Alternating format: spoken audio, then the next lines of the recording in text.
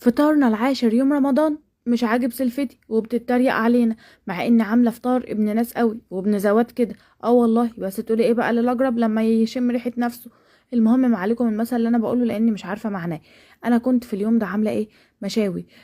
طلعت الشبكه كده وجوزي قاعد في البلكونه متبغدد ومولع الفحم، وقاعد بقى هيشوي لنا فراخ وكفته. الفراخ دي طبعا متبلها قبل رمضان، والكفته كمان متبلها قبل رمضان.